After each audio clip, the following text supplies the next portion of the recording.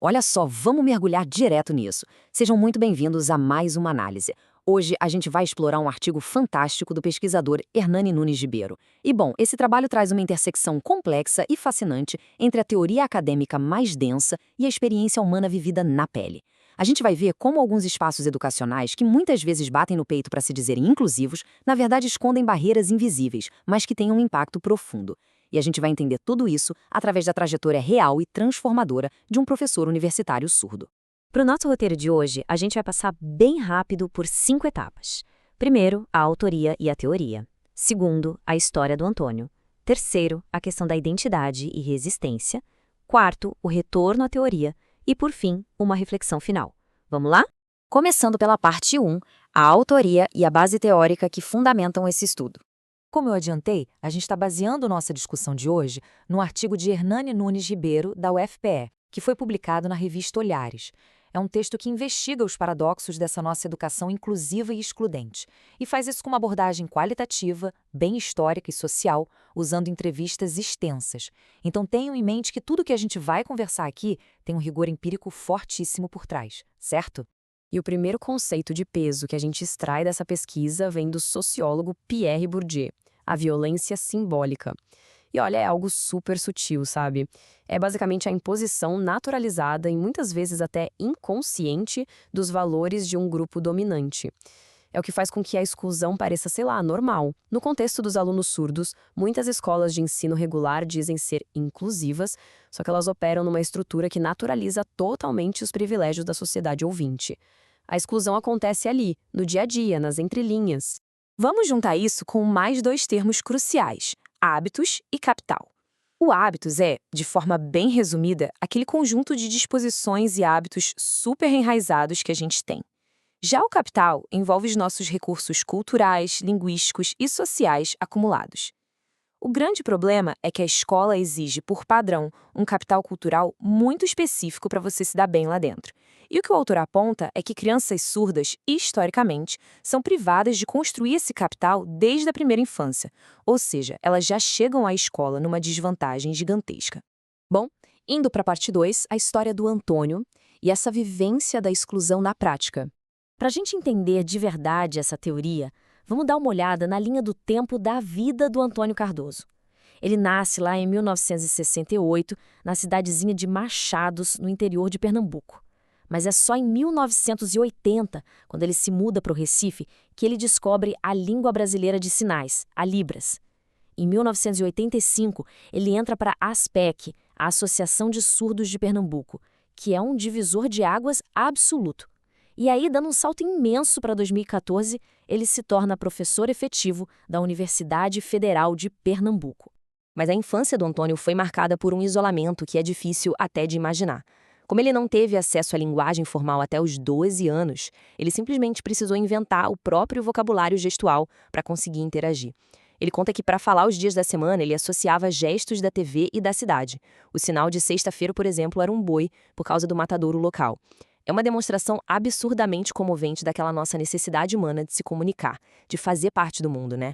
E imagina o peso disso. A gente está falando de um déficit brutal de capital linguístico imposto a ele bem no comecinho da vida. Filho de pais ouvintes, sem nenhum tipo de orientação, ele cresceu literalmente achando que era a única pessoa surda no mundo inteiro. A falta de recursos da família dele atrasou demais o desenvolvimento educacional, criando lacunas tão profundas que deixaram a jornada escolar dele quase impossível. E aí a gente bate de frente com o contraste que o artigo explora tão bem. A diferença gritante entre o que a lei chama de inclusão e a realidade das salas de aula. Quando o Antônio foi para o ensino médio regular, a ilusão caiu por terra. Zero intérprete, zero adaptação.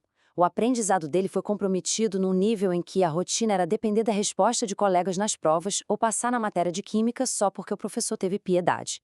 Piedade. É exatamente assim que uma prática violenta de exclusão se disfarça de complacência no sistema.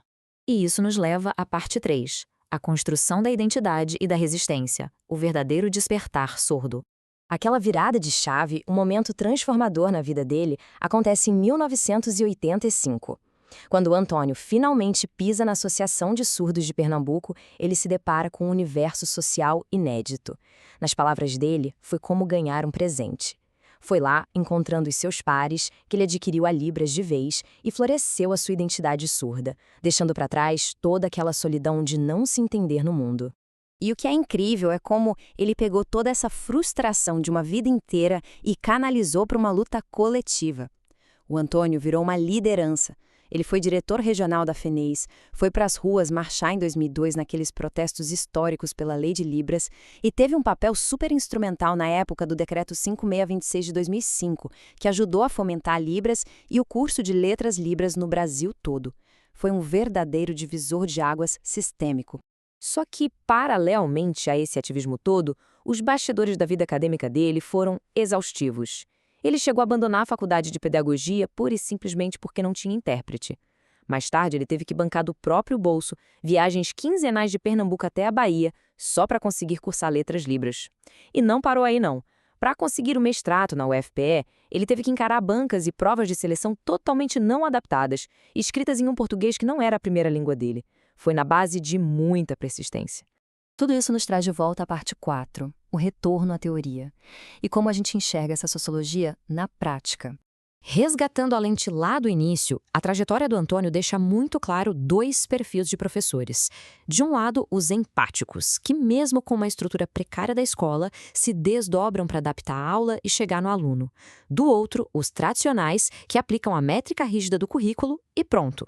E o artigo escancara que esse apego cego ao método tradicional, ignorando solenemente quem está ali do outro lado, recebendo a informação, é justamente a engrenagem principal que faz a violência simbólica girar nas escolas.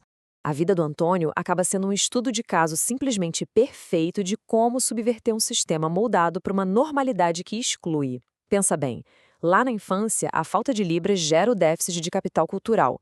Depois, a entrada na associação traz um acúmulo gigantesco de capital social e político. E, no fim das contas, virar um professor universitário causou o que a gente chama na sociologia de reruptura de hábitos. Ele chacoalhou e bagunçou as estruturas de um espaço que não estava nem um pouco preparado para acomodar o perfil dele. Mas a pesquisa joga uma realidade bem dura pra gente. A ascensão social dele não apagou o problema num passe de mágica. Até hoje, sendo professor de uma universidade federal de prestígio, o Antônio precisa brigar por intérpretes no campus.